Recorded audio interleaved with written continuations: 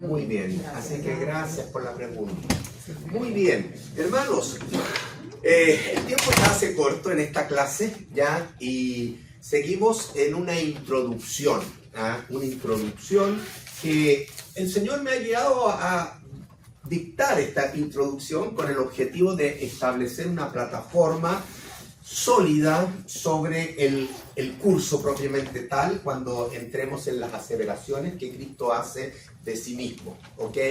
Y yo creo que ha sido provechoso, el énfasis ha sido tratar también de ayudarles a poder extraer de la misma palabra por su trabajo en casa, ya cómo poder ir aprovechando cada día más lo que el texto nos dice.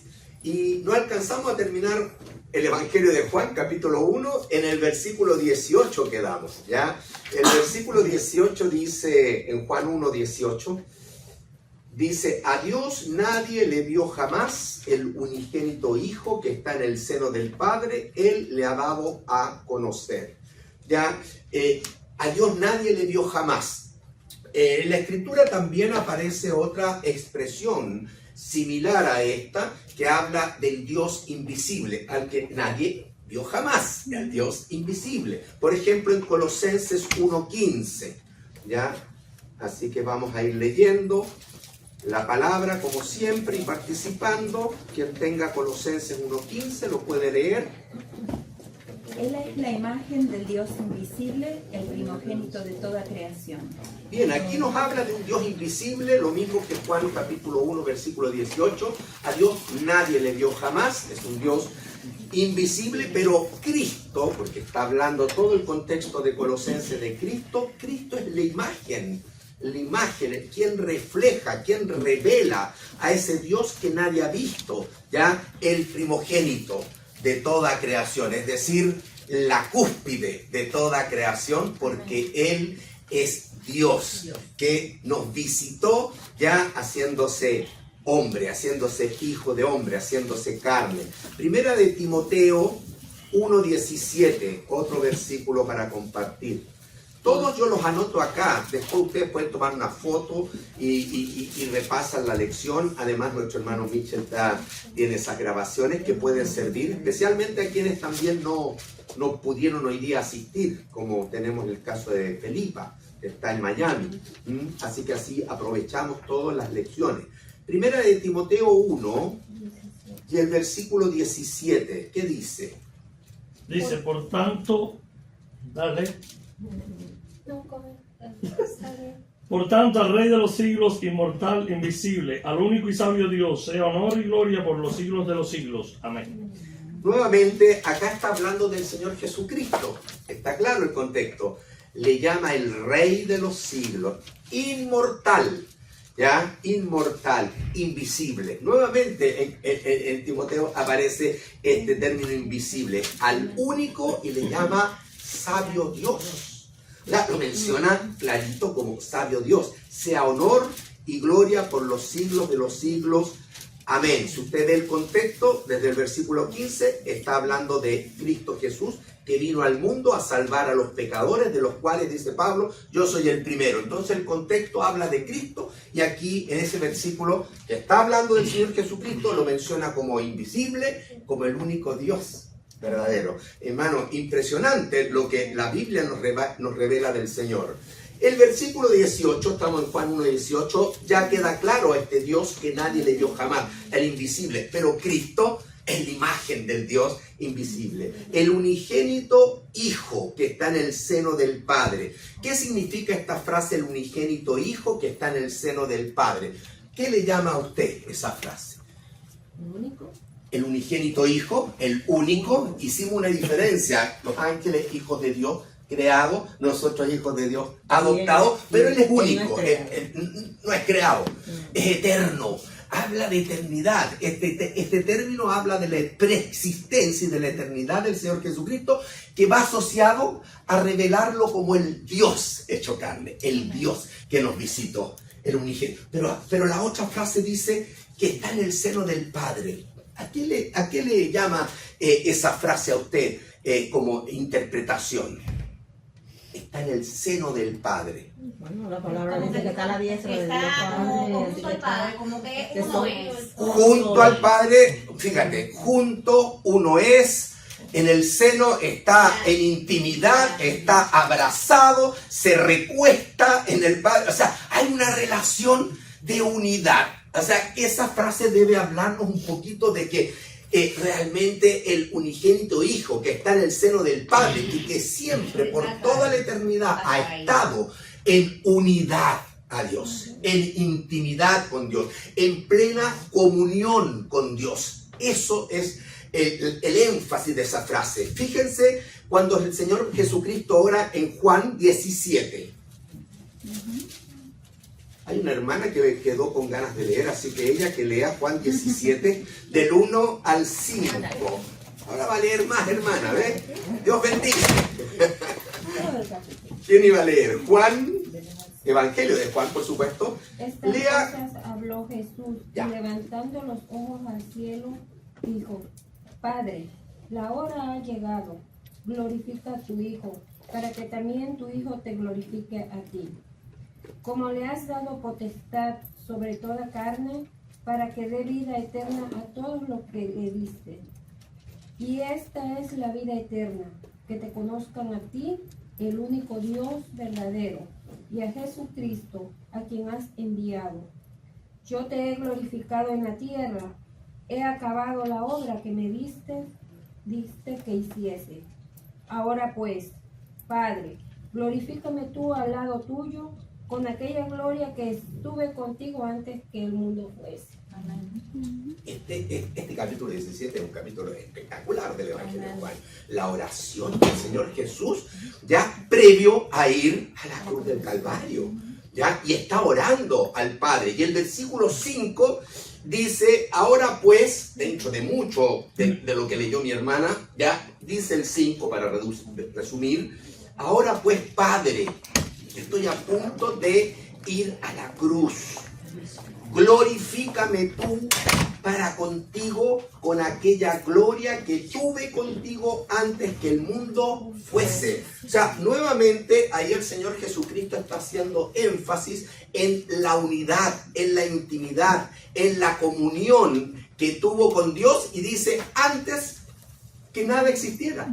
Entonces el Señor Jesucristo reconoce que estuvo en plena unidad con el Padre antes, en la eternidad, en la preexistencia, siempre, no hay principio ni fin. Él es el principio, Él es el final, Él es el alfa, Él es el omega. Él no es creado, Él es eterno, porque es Dios y estuvo en toda la eternidad antes que existiera nada. Solo Él, el Dios trino, estuvo en plena comunión con el Padre. ¿Se dan cuenta? Por eso también el Señor dice en Juan capítulo 10, el versículo 30, una frase extraordinaria que refleja esta unidad.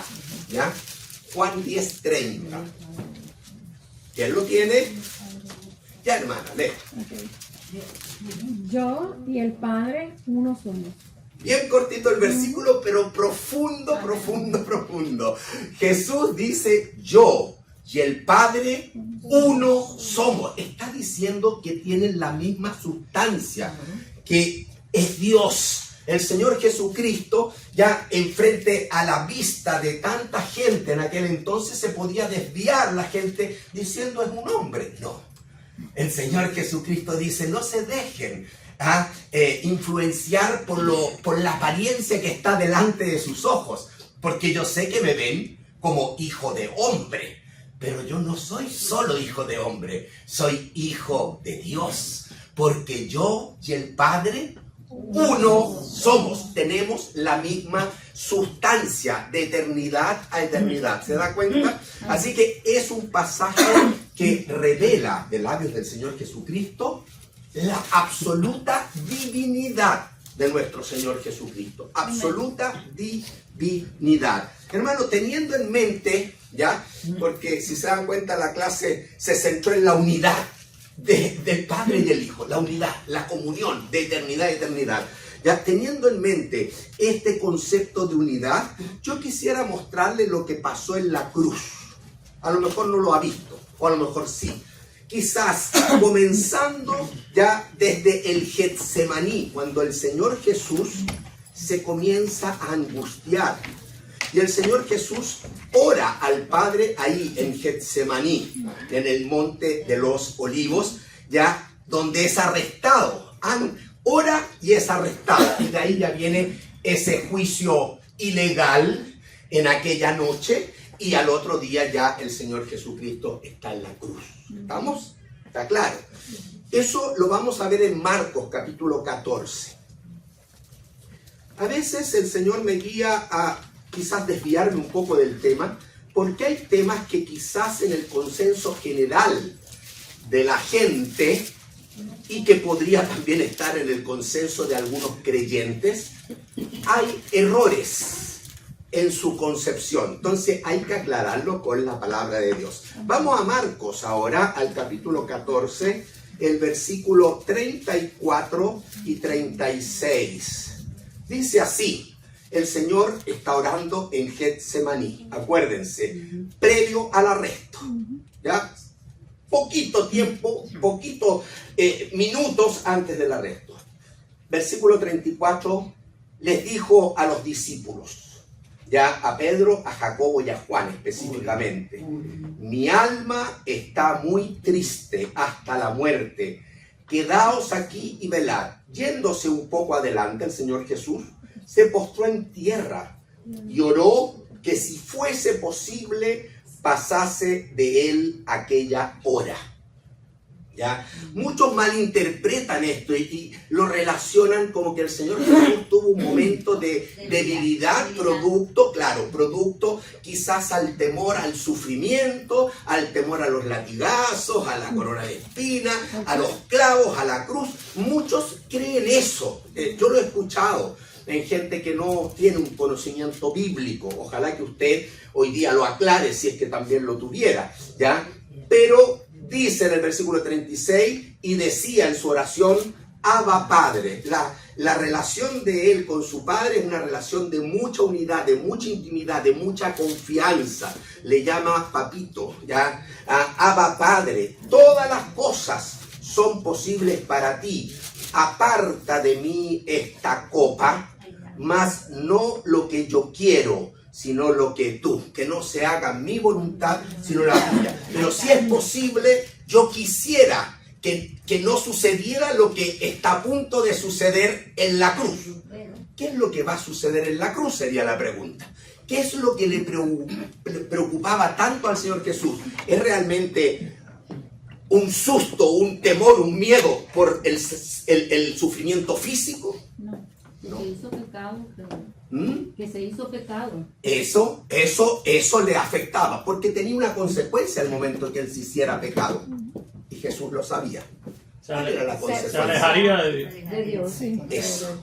Se rompería por una fracción, aunque sea un segundo, lo que era la unidad de toda la eternidad con su Padre. Se rompería. Entonces eso es lo que al Señor le afectaba. Tanto que dice que estaba angustiado, que un ángel, en Lucas dice que un ángel tuvo que venir a sostenerle, a apoyarlo. Y que su sudor, ahí dice, eran como grandes gotas de sangre que caían a la tierra. O sea que realmente es un momento tensional en la vida del Señor, muy grande. Pero no es por el temor al sufrimiento físico, sino porque sabe que Él va a cargar el pecado de todos. Él va a ser hecho pecado. Y en ese momento el Dios Santo con el cual ha tenido su Padre una comunión durante toda la eternidad, se va a tener que romper. Eso era algo muy, muy doloroso para el corazón del Señor Jesús. Y esto es lo que sucede, ¿ya?, en una de las 7 frases que Cristo también menciona en la cruz. Marcos 15:34. ¿Quién lo lee? Marcos 15:34. Y a la hora novena Jesús clamó a gran voz diciendo, Eloi, Eloi, lama sabactani, que producido es, Dios mío, ¿por qué me has desamparado? ¿Se dan cuenta? Esa frase revela el momento exacto en que se produce ya por un momento una ruptura en la unidad, en la comunión del Padre con el Hijo, que siempre, ya lo hemos visto, ha sido férrea por toda la eternidad. ¿Por qué? Porque en ese momento Jesús se hizo pecado, cargó todos los pecados, y el Dios santo, 3 veces santo, no pudo mantener su comunión con su Hijo que estaba siendo hecho pecado. Y Jesús siente esa sensación de que el Padre da vuelta a la espalda, que se produce una ruptura. Hermano, eso habla del tremendo amor del Señor por ti y por mí. No solamente soportó los latigazos, los clavos, las espinas de la corona, sino que Él soportó algo que nunca había experimentado, que era lo que más le importaba: ruptura en la comunión, en la unidad con el Padre. Y estuvo dispuesto a hacer eso porque te amó a ti y a mí. ¿No es glorioso? Hermano, realmente es para caer postrado y adorarlo. Segunda de Corintios 5 explica esto. Versículo 21. Segunda de Corintios 5, 21. Al que no conoció pecado, por nosotros lo hizo pecado, para que nosotros fuésemos hechos justicia de Dios en él. Es un versículo glorioso, que también está conectado con ese Eloi, Eloi, lama sabactaní. Señor, ¿por qué me has desamparado? Porque en ese momento a este santo Hijo de Dios, al que no conoció pecado, por nosotros, en ese momento lo hizo pecado. Se cargó todo se hizo pecado, para que nosotros fuésemos hechos justicia de Dios en Él, para que pudiéramos ser justificados por la fe en Él, reconciliados con Él y tener la esperanza de vida eterna, sabiendo que si no hay esa acción, condenación. Estaríamos condenados. Todos tendríamos un solo destino. Y Dios no quiso, porque te amó, que es el infierno. A cambio de infierno, vida eterna con el Señor, por el amor de Cristo Jesús. Así que al Señor le costó todo. Todo. Tu salvación, mi salvación, al Señor le costó todo, absolutamente todo. Por último, hermanos, quería mostrarle eso para que tengamos un concepto. Yo creo que lo tenían y me gustó eso, pero no todos. Y el que no, que lo agarre y que lo atesore para sí, ¿ya? Porque es importante, es doctrina sana. En versículo 18, volvemos a Juan 1:18 y terminamos con Juan 1:18 por fin. ¿Ah? Dice la última frase, ¿ya? Él, Jesucristo, aquel unigénito Hijo que está en el seno del Padre. Ya vimos la unidad, vimos incluso en la cruz cómo se rompe la unidad por amor a nosotros. Pero Él le ha dado, Cristo le ha dado a conocer. Así termina. ¿Qué significa que Él le ha dado a conocer? Hermano, que Jesús es la revelación viviente de Dios, ¿ya? El ser humano comete un tremendo error al creer que la relación con Dios se basa en tener una religión. ¿No le ha pasado? Allá afuera está lleno de seres humanos que tienen su religión y descansan en su religión. Y no se dan cuenta que Dios no pide religión, porque la religión no es otra cosa que el esfuerzo que hace el hombre por alcanzar a Dios a su manera.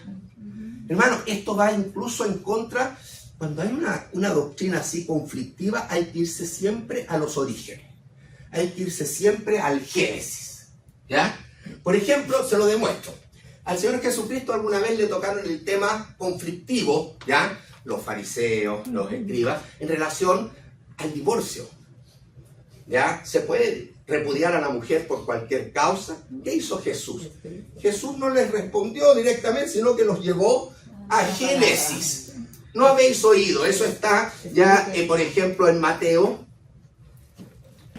Me voy a salir un poquito del tema, pero esto es importante, porque cuando usted tenga un conflicto, dudas, usted vaya siempre al origen. Cuando usted va al origen, usted ordena la doctrina y le va a fluir la verdad. Si usted no va al origen, cuando tiene una duda, ya va a resolverla parcialmente, y lo más probable es que le va a quedar alguna nubecilla, alguna lagunilla, ¿entiende? Del cuadro general. Si usted quiere tener el cuadro general bien claro, entonces como Jesús, lo vamos a ver el ejemplo de Jesús, hay que ir al origen. En Mateo capítulo 19,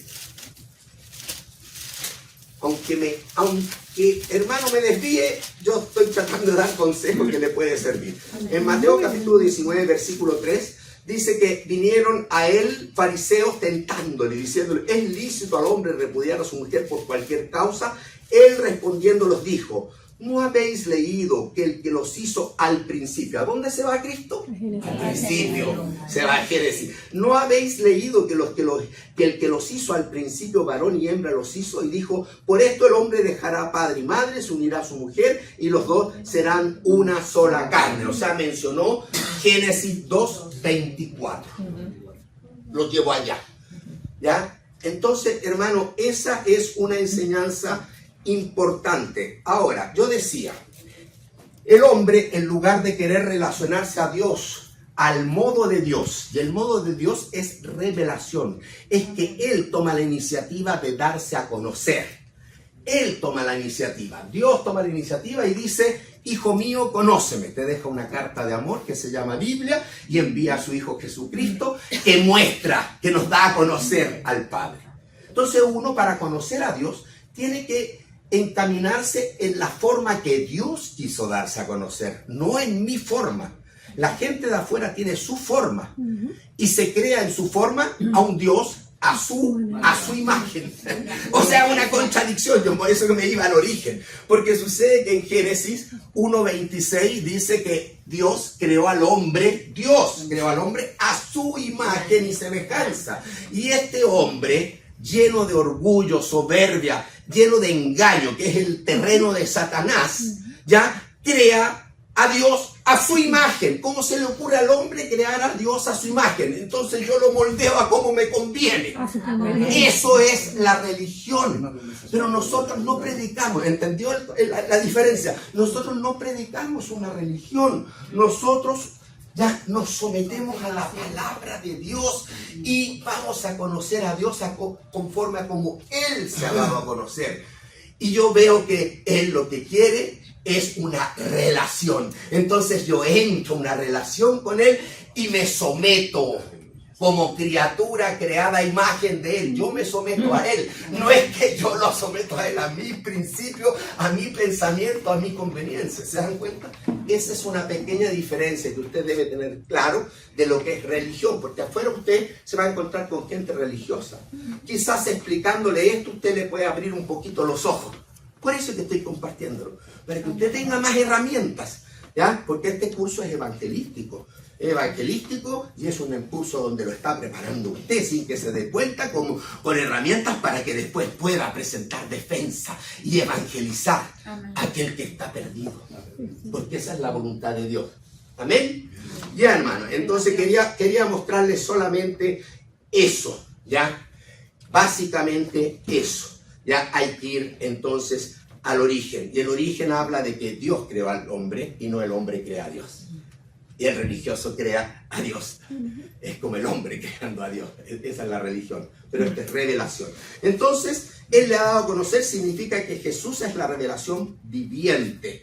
¿Ya? Y ya hablamos que Dios se da a conocer a través de una revelación general. La puse ahí. Hablamos la creación. Romanos capítulo 1, versículos por ahí por el 18 en adelante. Ya, donde incluso con la revelación general ya el hombre no tiene excusa de decir Dios no existe. No puede, ya con la creación. Pero no es suficiente para la relación. Y como Dios sabe que no es suficiente, entonces pasa a un peldaño más abajo, que es la revelación especial. Y que esto se centra en el testimonio de Jesús. Donde Dios nos da la revelación escrita, que es la Biblia, ahí está la palabra de Dios, y la revelación viviente, que es Jesucristo. Por lo tanto, si voy a conocer a Dios, esto es lo básico. Si yo no me voy en este camino, yo estoy perdido. No voy a llegar a conocer a Dios. Me voy a armar un Dios a mi manera, como el religioso de afuera. Por eso es que es tan importante, hermanos, entender esto. Y Él le ha dado a conocer. De hecho, hay otro pasaje en Juan, capítulo 14, volvemos a Juan, ya que estamos muy en el Evangelio de Juan, el capítulo 14, él está hablando ahí, ya primero sale en el diálogo Tomás, ya, y que le dice que le muestre el camino. Y ahí viene el Señor Jesús con un yo soy que ya vamos a analizar. Yo soy el camino, la verdad y la vida. Nadie viene al Padre sino por mí. Pero luego Felipe queda ahí también medio inquieto. O sea, fíjense cómo los apóstoles, Tomás y Felipe, al mismo tiempo tenían confusión y hacen consulta al Señor. Y es lícito, si usted tiene confusión, que consulte. Y el Señor le va a responder. Entonces Felipe en el versículo 8 dice, Señor Jesús, mira, muéstranos el Padre y nos basta. Mire lo que quería, muéstranos. O sea, mira, ponlo ahí en la pantalla. Digamos, haz un simbolismo y una imagen ahí en las nubes. No sé lo que habrá pensado Felipe, pero muéstranos al Padre y nos basta. Jesús le dijo, tanto tiempo hace que estoy con vosotros, ya, y no me has conocido, Felipe. El que me ha visto a mí, ha visto al Padre. ¿Se dan cuenta? Por eso que Jesús es quien da a conocer al Padre. Es la revelación viviente. Y no solamente Él, en última instancia, lo encierra todo como para conocer a Dios, sino que incluso para nosotros es tan práctico. La Biblia está llena de promesas, más de 5.000 promesas. Promesas. Pero sucede que hay un versículo en la Biblia que me dice que las promesas se cumplen en Cristo. O sea que también toda la palabra se centra en el Señor Jesucristo. Toda la palabra. Ya, eso usted lo puede ver. Ya, ahí en... Perdón, se me fue. En Segunda de Corintios 1, capítulo 1. Segunda de Corintios 1. Ya el versículo 19 y 20. Mire, reforzando. Todo habla del Señor Jesús. Pero aquí las promesas, ¿qué dice? El versículo 19. Segunda de Corintios 1, 19 y 20. ¿Quién lo tiene? Dice, porque el Hijo de Dios, Jesucristo, que entre vosotros ha sido predicado por nosotros, por mí, Silvano y Timoteo, no ha sido sí y no, mas ha sido sí en él, porque todas las promesas de Dios son en él sí, y en él amén, por medio de nosotros, para la gloria de Dios. Fíjense ese versículo, qué lindo, ya, porque nos da una seguridad de que todas las promesas del Señor se cumplen en Cristo. Él las permite para nosotros. Así que, hermano, usted no puede dudar cuando en la Biblia, en los Salmos, ve una promesa. Ya, esa promesa Dios se la entrega y es seguro que se va a cumplir porque Dios no miente. Y todo se cumple en Cristo, porque Él es la revelación de Dios para cada una de nuestras vidas. ¿Ya? Por eso es que estamos estudiando el testimonio de Jesús, ¿ya? Porque deseamos conocerle. ¿Se acuerdan la primera clase? Para que conociéndole le amemos, para que amándole le creamos y para que creyéndole le obedezcamos. ¿Por qué? Porque creyéndole habla de fe, pero la fe sin obras es muerta. Por lo tanto, la fe tiene que tener un ejercicio activo y el ejercicio activo se llama obediencia. Se llama obediencia. Por eso que nosotros, si decimos de palabra que creemos, hermanos, tenemos que obedecer al Señor. Obediencia al Señor. Eso es, en última instancia, nuestra fe expuesta en acción. Y hablando de fe, hay un capítulo en la Biblia que es el capítulo de la fe. ¿Cuál es el capítulo de la fe en la Biblia? Hebreos 11. Vamos, Hebreos 11. Vaya Hebreos 11. En Hebreos 11, usted lo que encuentra como capítulo en la fe, por supuesto, primero la definición de fe en el versículo 1, es la fe, la certeza de lo que se espera, la convicción de lo que no se ve. ¿Ya? Perfecto. Definición de fe.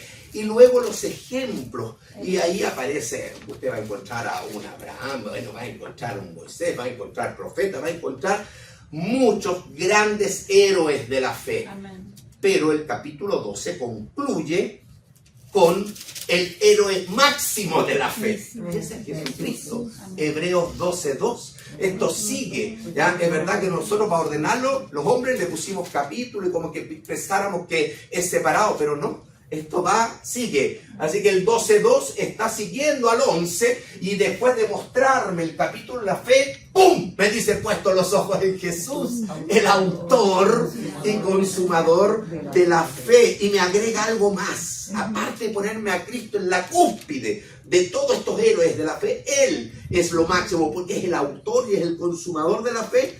Me dice que Él, por el gozo puesto delante de Él, sufrió la cruz. ¿Cuál fue el gozo puesto delante de Él? ¿Sabe cuál fue el gozo puesto delante de Él? Salvar a la persona. Haber muerto. Él vio a Rolando y lo amó tanto que se llenó de gozo de poder salvarlo y hacerlo su hijo, y no le importó entonces sufrir el oprobio. Es por amor a cada uno de nosotros. Él supo, porque es el Dios omnisciente. Él supo antes de ir a la cruz ya de que valía la pena sufrir todo eso, porque le produjo gozo ver a una Graciela salva, ver a una Viviana salva, ver a un Carlos salvo, ver a cada uno de ustedes salvo. Por el gozo de ver la salvación de sus hijos, Él menospreció la cruz. Amén. Hermano, dése cuenta cuánto amor tiene el Señor para con nosotros. Ahora, hay muchos motivos por el cual estamos enseñando este curso. Ya dije, para conocerle, para amarle, para creerle y para obedecerle. Nunca lo olvide, ¿ya? Pero también estamos en este curso porque allá afuera, ya he mencionado varias cosas de creencias de allá afuera. Afuera hay religiones, hoy día mismo lo dije. ¿Ya? Allá afuera hay muchas opiniones distorsionadas sobre quién es realmente el Señor Jesús. Y yo quiero decirle que a Dios le interesa, ¿ya?, que todos tengan un concepto verdadero de quién es el Señor Jesús. Es más, al Señor Jesús también le interesa saber cuál es el concepto que cada ser humano tiene de Él. ¿O no? Sí. Mateo capítulo 16. Ya, vamos a Mateo capítulo 16. Es que yo creo que si cada persona entendiera esto así, como lo estamos entendiendo aquí, yo creo que caería todo el mundo rendido ante Él. Pero para entender eso, Por eso tenemos que arrepentirnos, tenemos que ser tocados por el Espíritu y buscar de Dios, de su palabra, de su verdad. Amén. Y trabajar y servir. Trabajar y servir. Porque si Quizás no tenemos mucha gente. Tú quisieras que todo el mundo viniera acá y escuchara estas clases, clarita la palabra de Dios, pero si todos cayeran. tengo mucho Se amigos supone. católicos que dicen, yo creo en Dios, yo no necesito ir a la iglesia para creer en Dios. Claro. No sé por qué tú crees en un Dios de acomodamiento. Es el Dios que tú has creado, tú no estás con el Dios de verdad. El Dios de la palabra, el Dios que se revela. Hay que mostrar esa diferencia que mencioné. Sí. Ya, la gran diferencia entre ser religioso y ser un hombre que se somete a la revelación. ¿Sabes qué me dijo ¿Ya? un religioso? ¿Sí? Ayer, cuando Anoche. fue anoche, ¿Ah? está en México y hablando porque se hacía santo, se hacía otro, dice, pero qué bien te ha ido que siempre tú, le dije, porque Jesús me liberó, me sacó, esto, otro. Y empezamos a hablar, y dice, no, pero la creencia, tú no es muy grave. Dice, no, yo oí un dicho que el agua le dijo a la candela que era más fuerte y después el agua le ganó y después de que el agua que le habló a la tierra y la tierra le habló al sol y el sol le habló, después dice, y después vino Satanás y le habló al sol que era más fuerte y ese hombre, Satanás le dijo, sí, hasta un día que maté a un hombre y el tercer día resucitó. Ese hombre le dijo, sí, es tremendo diciendo. Tienen sus faulas, ya.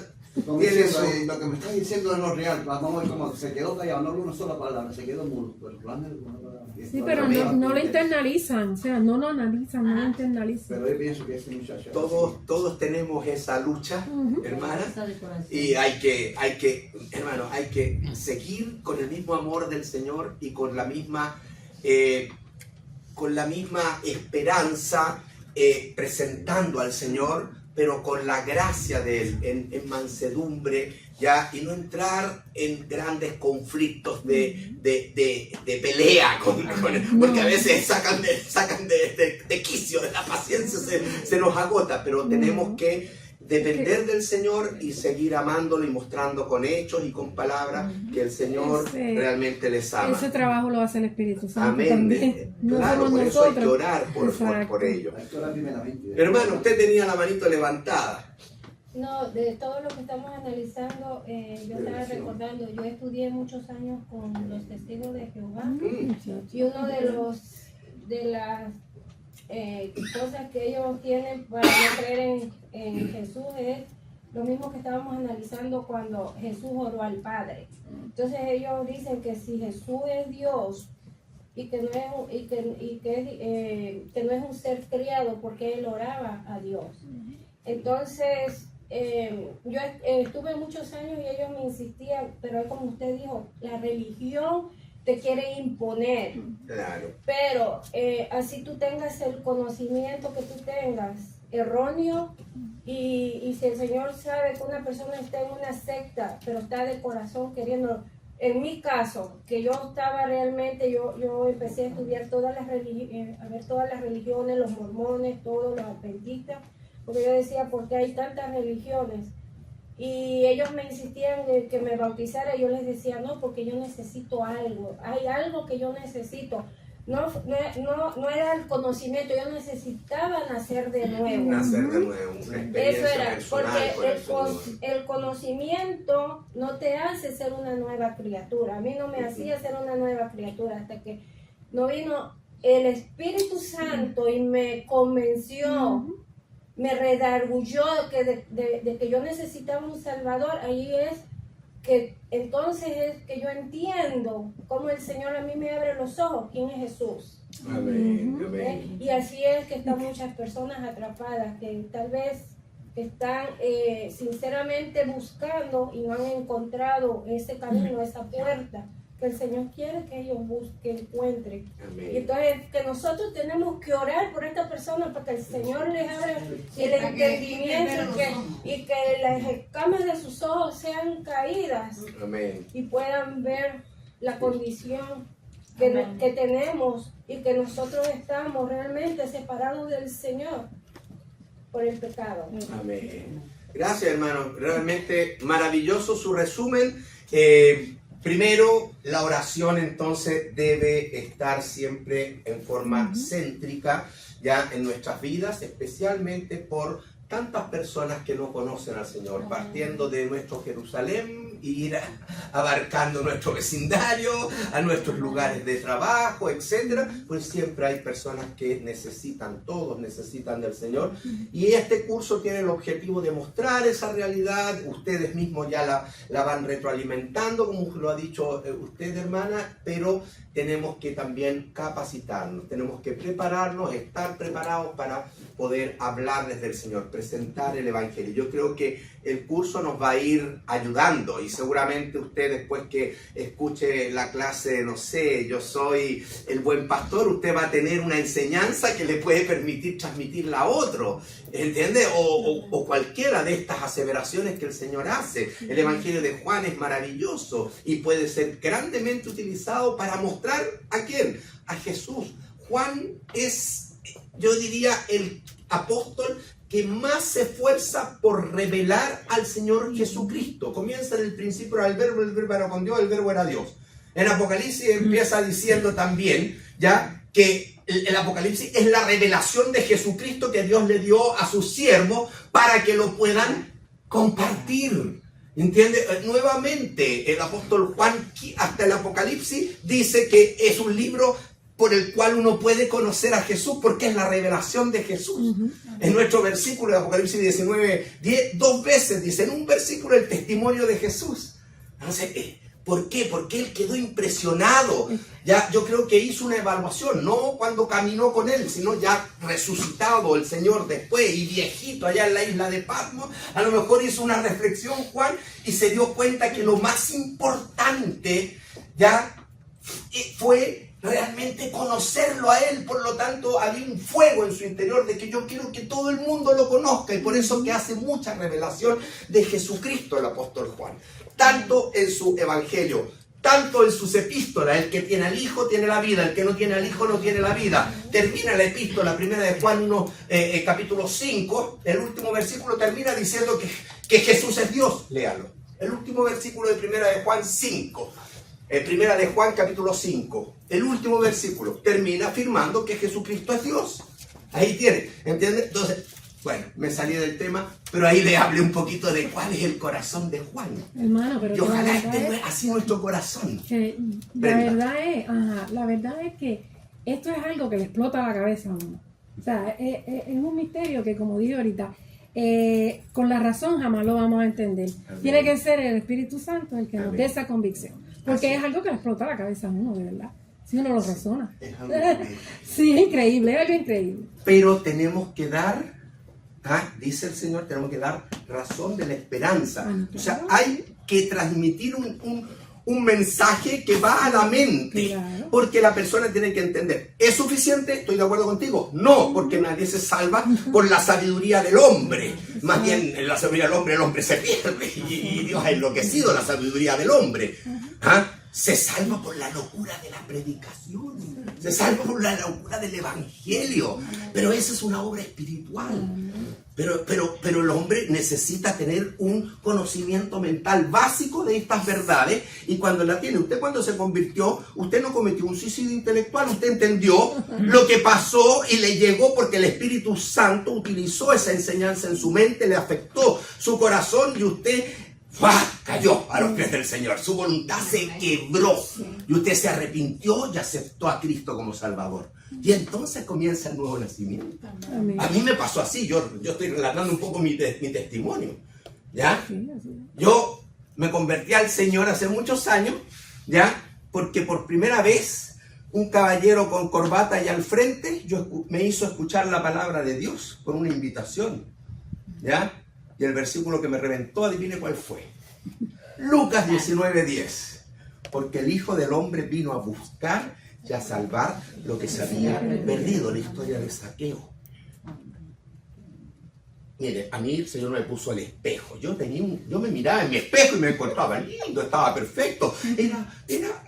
Me portaba bien. El Señor me mostró el espejo que yo era un pecador. Me mostró en el espejo de Dios. Me mostró. Y cuando me mostró y entendí la obra de Cristo que vino por amor a mí a buscar y a salvar. Yo soy el perdido. Yo estoy extraviado de Dios. Yo tuve que reconocer eso. Y tú igual, seguramente con otro versículo, Claro. otra historia, otra circunstancia, pero es así. Entonces, de ese momento uno nace de nuevo. Y esto tenemos que transmitirlo allá afuera. Bueno, ya me estoy quedando corto de tiempo, queridos hermanos. Yo quería mostrarles algo en relación a Mateo. Lo vamos a dejar para la próxima, ¿ya? Pero sí voy a decirle algo, ¿ya? Al Señor Jesús le interesa saber cuál es la opinión que usted tiene de Él. ¿Cuál es la opinión que tiene Juanito, Pepito y cualquier ser humano que está allá afuera? También le interesa, ¿ya? Y eso es lo que vamos a ver en Mateo, ¿ya? Pero lo vamos a dejar para la próxima vez en Mateo 16. Sí le puedo contar también, ya que estamos en testimonio, incluso le hice ver un poco el versículo de mi salvación, testimonio, eso es testimonio, ¿ya? La verdad es que quiero contarle de una persona que a mí también me impactó, y hoy día me impacta más. Él ya es un escritor cristiano muy prolífero. Su especialidad es la consejería y la apologética, es decir, esos son los libros que usted encuentra de este autor. Este autor se llama C.S. Lewis. Y ahora van conociéndole. C.S. Lewis se caracterizó hoy día por escribir ya para el pueblo de Dios literatura para consejerías, muy buenos los libros de consejería y también en libros de defensa del cristianismo, ¿ya? Él, antes de ser cristiano, se identificaba como un escéptico, como un agnóstico, y principalmente negaba la divinidad de Cristo. Y estoy hablando de un hombre bien preparado como inconverso, porque fue profesor de la Universidad de Oxford en Inglaterra. La Universidad de Oxford está dentro de las Harvard, está dentro de las importantes a nivel del planeta, de todo el mundo. Él era profesor de la Universidad de Oxford en Inglaterra, de gran prestigio, y en ese momento como profesor, él se declaraba agnóstico, se declaraba ateo, se declaraba totalmente escéptico porque no le podía caber la divinidad de Cristo, ¿ya?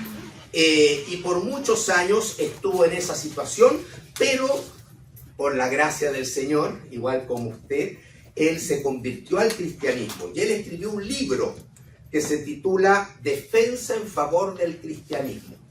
Después de convertido, entonces él escribió un libro de defensa, de apologética, defensa en favor del cristianismo. Y en un párrafo de ese libro, yo le voy a leer un párrafo de ese libro, dijo lo siguiente, escuche bien.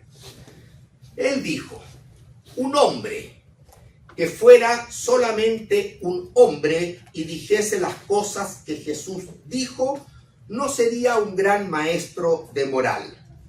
O sería un lunático con delirios de grandeza, o sería el mismo diablo del infierno. Y usted debe decidir. Eso dice el libro. O él, Cristo, fue el Hijo de Dios, o era un loco o algo peor. Usted puede tacharlo de demonio, o puede caer a sus pies y llamarlo Señor y Dios, como Tomás, cuando lo ve resucitado al Señor. Tiene dos opciones. Según él, eso es lo que escribe. Usted puede otro tacha de loco, de demonio, o cae a sus pies como el verdadero Señor y Dios. Pero les dice a los intelectuales, pero no venga con un aire de superioridad, no venga con un aire de superioridad a decir que él fue un gran maestro de moral. No me lo ponga en la misma escala de Mahoma, de Gandhi, de Confucio, de esto. ¿Ya? No me lo ponga ahí, está diciendo él. ¿Ya? ¿Por qué? Porque él, Jesucristo, no nos ha dejado esa alternativa. Cristo, y con las aseveraciones y con lo que estamos estudiando, Cristo nunca dejó la opción de que usted lo tuviera como lo tiene el mundo que no lo conoce, como un filósofo más, un maestro moral más, un buen hombre, un mártir, muchos conceptos confusos de Jesús. Pero si uno va a la Biblia, uno se da cuenta que Dios, el Señor Jesús, no dejó esa alternativa que el mundo tiene. Es la única alternativa que nos da, es que Él se revela como el Dios hecho carne. Él es Dios y se revela como Dios, no como un maestro más, ni meterlo en el grupo del resto de los hombres espirituales de este mundo, reconocidos por el mundo. Él no nos ha dejado esa alternativa. Amén.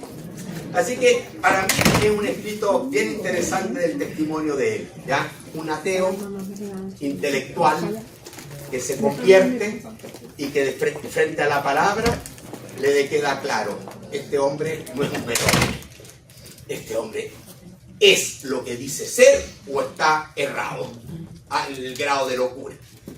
Pero el Señor Jesús es lo que dice ser, es Dios. Amén. Seguimos el próximo domingo. Todavía parece que me van a quedar como 2 introducciones y voy a empezar recién con las aseveraciones de Cristo, pero espero que sea útil en este momento para ustedes. Gracias por las tareas, ya las vamos a revisar. ¿Y qué tarea les podemos dejar para esta semana? Mire, yo creo que viendo la introducción 1, 2, 3 y 4, yo creo que con la escritura hemos visto bastante como para que usted pudiera hacer un escrito para la próxima semana, ¿ya? Y pusiera como título, ¿quién es Jesús para mí? ¿Quién es Jesús para mí? ¿Ya? Ponga eso, ¿quién es Jesús para mí? Y a través de todo lo que hemos estudiado, quizás usted va a poder